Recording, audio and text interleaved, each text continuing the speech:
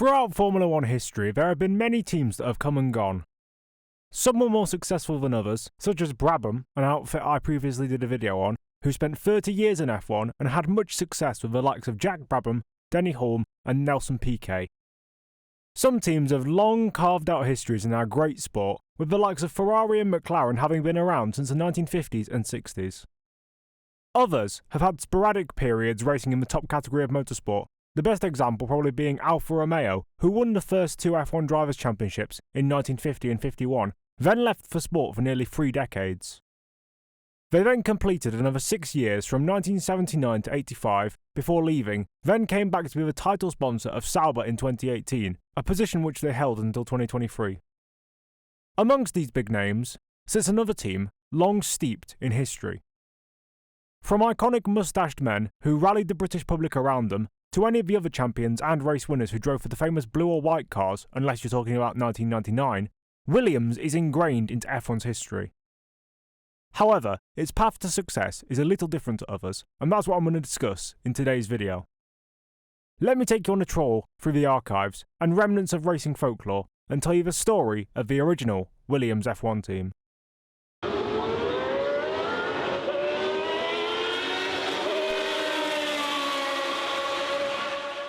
Manuel Fangio is in the lead on the last lap of the German Grand Prix. Jim Clark drives the Formula One Lotus Sport to victory on the racetracks of the world. And look at that! Colossally, that's Mansell. That is Nigel Mansell. Alain Prost has taken the advantage. Senna is trying to go through on the inside, and it's happened immediately. This is amazing. Senna goes off at the first corner. And I've got to stop because I've got a lump in my throat.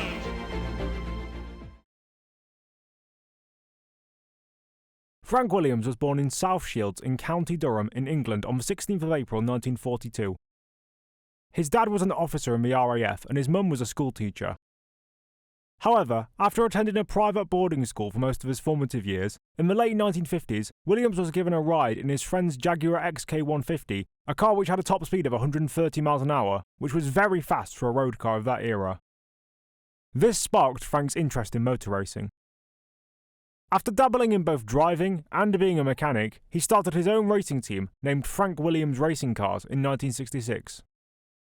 He funded the team via his travelling work as a grocery salesman, and by the mid-1960s, Williams realised his driving skills had reached their peak, and so he instead put all his efforts into developing the talents of his friend Piers Courage. After an impressive run in the 1968 Formula 2 series, saw Courage finish ahead of Clay Regazzoni in the standings, Williams made the step up to Formula 1 in 1969. However, the stats nerds among you might be saying, how come? This is because most people trace the Williams F1 team's roots back to 1977 and not 1969. And that is where the title of this video comes from. Those who know Williams only since the 1977 version know the modern iteration of the team. However, the team that Frank entered in 1969 was under the name Frank Williams Racing Cars. Going into their first season in Formula 1, they purchased a customer Brabham chassis, a practice that was common back in those days.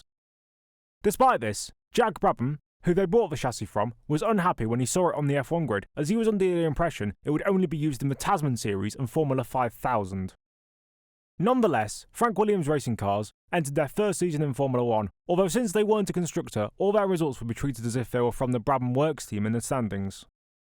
Courage missed the season opener in Kyalami, but on the new Montjuic Park circuit in Barcelona next time out, he qualified 11th out of 14 cars before retiring on lap 18 with engine failure. However, at the third race of the year in Monaco, Courage stunned everyone by qualifying 9th before working his way up to 2nd, where he would finish, only beaten by Mr. Monaco, Graham Hill, in the race. Successive retirements in Zandvoort and Sherrard were followed by a 5th place in Silverstone. Then for the German Grand Prix on the Nürburgring Nordschleife, FWRC entered a second car, an F2 chassis driven by one-time podium finisher Richard Atwood. Atwood finished 6th but was ineligible for points as the F2 cars weren't eligible for points in Formula 1 in those days. 5th in Monza for Courage was followed by retirement in Mosport, then he got 2nd again in Watkins Glen, embarrassingly outperforming the works drivers for his chassis supplier, those being Jack Brabham himself and Jackie Ickx. The season ended with 10th place in Mexico. While the team itself was ineligible for constructors' points, as it didn't actually construct its own car, Courage was 8th in the drivers' table. He beat out Jack Brabham, along with 1964 world champion John Surtees, who is now a Works BRM driver. The team was looking up going into 1970, as they had attracted the attention of the chassis builders De Tomaso, who would exclusively provide cars to the Williams-backed team. However, Courage was uncompetitive in the first 4 races of the season. Then in the 5th race at Zandvoort, he was killed after damaged suspension caused his car to veer off the road, strike an embankment, somersault the car, and have one of the wheels strike him on the head. He was 28. Frank Williams had lost his colleague and his friend, and from there on in made a conscious effort not to become emotionally attached to any drivers he employed, so he wouldn't be as devastated as he had been by Courage's death. After missing the next race in Sherrard, Brian Redman, then Tim Schenken, drove the final 5 races of 1970, however they weren't classified in any of them. Having not reached the end of any races and lost the young prodigy, Williams ended their partnership with De Tomaso. For 1971, they hired one-time F1 podium finisher and future multiple-time Le Mans winner Henri Pescarola to drive a March chassis. After 5 lackluster races, including an entry at Paul Ricard for Max Jean in an older chassis, it was Pescarola who scored the team's first points since 1969 in Silverstone by taking 4th place. He also took 6th in Austria and finished 17th in the driver's standings. The team retained Pescarola for 1972 and hired young Brazilian Jose Carlos Pache, retaining March chassis for most of the year. Pache scored 6th in Jarama and 5th in Nivelle Ballers, however his teammates scored nothing. For the first time at the British Grand Prix, FWRC fielded their own chassis, the Polytoys FX3, bankrolled by the Italian toy company it was named after. 1973 saw them develop their chassis into an FX3B, and it was rebranded as an ISO Marlboro thanks to new sponsorship. Howden Ganley and Nanny Galley drove it in the first 6 races, with the exception of the South African Grand Prix, where Galley was replaced by a local driver, Jackie Pretorius. However, the best result the updated car got was 7th in Brazil. From Montjuic onwards, a new IR chassis was used, and from Anderstorp onwards, the team regularly chopped and changed the drivers in the second car. Tom Bellisu drove it in Sweden, Pescarola drove it in France and Germany, and Graham McRae, not related to Colin, drove it at Silverstone. Gijs van Lennep scored the team's first point of the season with 6th in his home race at Zandvoort, and then he also raced at Austria and Italy. Ganley scored 6th in Mosport, while Tim Schenken was his teammate, then Jackie Ickx raced the last round in Watkins Glen. 2 points and 10th in the Constructors was what FWRC achieved in their first season as a fully fledged car builder, having used 9 drivers across the season, including 8 in 10 races. Arturo Mezzario came on board for 1974 as the big sponsors left, and he scored an impressive 6th place at the 3rd round in South Africa. They had 1 full-time entry for most of the season, and both Belliser and Van Lennep made some more cameo appearances, along with Dick Steele's Richard Robarts. Jean-Pierre Jabouille failed to qualify in Dijon, while a second car was entered for rookie Jacques Lafitte from Germany onwards. Mezzario took 4th in Monza, and the team remained 10th in the standings despite doubling their points tally from 1973. Both full-time drivers stayed on going into 1975, however Lafitte gave up his seat to Embassy Hill prodigy Tony Bryce at the ill-fated Spanish Grand Prix. Then both Mezzario and Lafitte gave up their seats in Sweden for Damien Magee and Ian Scheckter. Mezzario left the team for good, which instigated another revolving door of pay drivers. Scheckter again in Zandvoort, Francois Migaud in Paul Ricard, Ian Ashley on the Nürburgring Nordschleife, where Lafitte hauled the car to 2nd place.